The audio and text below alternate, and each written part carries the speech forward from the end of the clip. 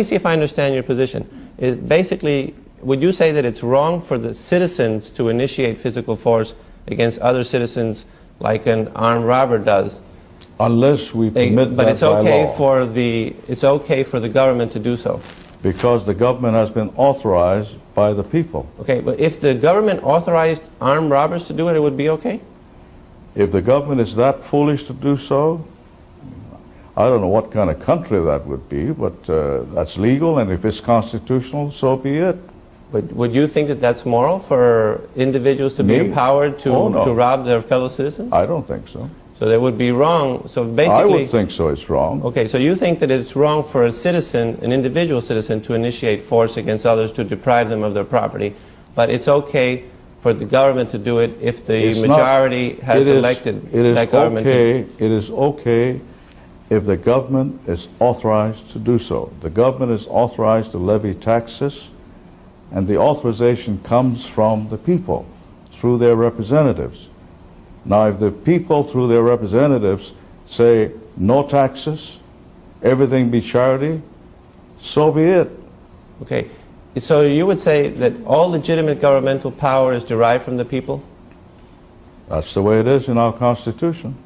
Do the individual citizens have the right to initiate physical force against other citizens that have not initiated or threatened to initiate force against anybody and haven't violated anybody's property rights? They cannot do that because they are not authorized to do so under the law. So individual citizens don't have that right. If they don't have the right to initiate physical force against other citizens, could they have properly delegated that right to the government? Oh yes, they do so right now. Can you properly delegate a right that you do not have?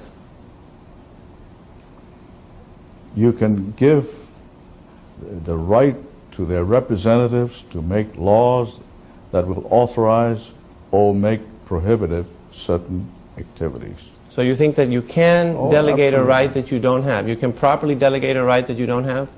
You cannot tax your neighbor, but you can authorize me as your senator to vote for a program that will tax your neighbor.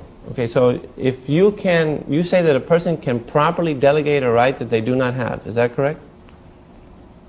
Under your distorted argument, yes. Okay, well, I don't have the right to use your home in Hawaii, right? But could I delegate that right to some of my friends? No way. Right, so you really can't delegate a right that you don't have. You have to have the right in order to delegate it, right? We're talking about the government here. Right, but you agreed that the individuals do not have the right. You can authorize the government. Right, but did you agree? To take over my residence. Okay, but did you agree that the individuals did not have the right to initiate force against the other individuals? They don't have that right. No. So, although some people think they do. Then they could not have delegated that right if they didn't have it. They would delegate authority to us, their representatives, to make laws in their best interest. So even if they don't have the right, they can delegate it to somebody else. To make laws that might do that. So then you think that you can actually delegate a right that you do not have. I don't know why you use this tortured route. Well, you know what I'm saying.